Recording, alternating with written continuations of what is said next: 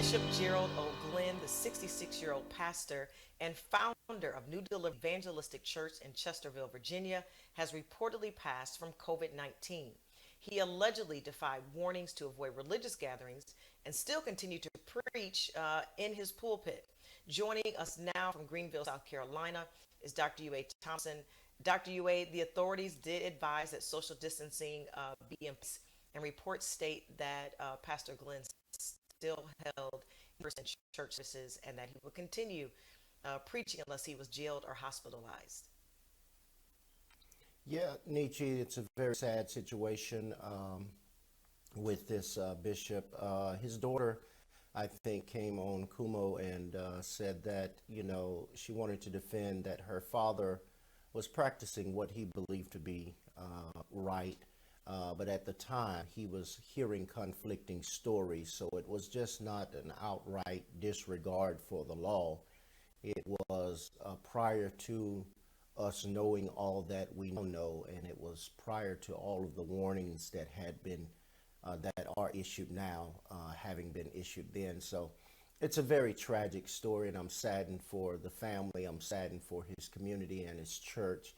And I think, we should just offer prayers of support for him and his family during this time, because this is definitely a very painful time. And for them to turn on the television constantly and see their father derided for his faith, I don't think is a good thing. It was a very unique conversation amongst pastors. You are in the faith yourself. It was a very unique conversation amongst pastors when the conversation began about gatherings being about churches closing their doors. Pastors were kind of stuck in the middle. They were going to be, prosecuted if they kept it open, and faith was going to be questioned, and then they were going to be judged if they were closed. Do you feel that pastors, in the beginning of this whole process of the lockdown, kind of had a lot of things that they had to consider? Absolutely, Nietzsche. And I think there was a lot of apprehension with shutting the doors of the church. But, from the beginning, I defended their right to have that apprehension. At the same time, I think we have to understand that, people's lives are at stake here. And if we'll shut down for an ice storm or snow, we should be able to shut down in situations that are detrimental to the overall health and vitality of the people who make up our congregations. So, I understand both sides of the equation, but at the same time, it have to come down to a matter of logic.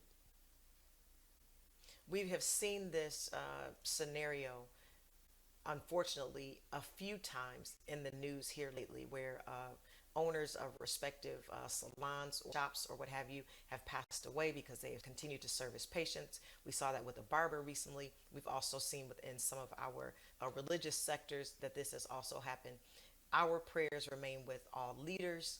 Our prayers remain with Pastor Glenn's family, all those that knew him, and just anyone who had to make this very, very unique decision in the midst of a very, very unique time about how to facilitate and how to navigate. Dr. Yue, thank you so much for joining us today.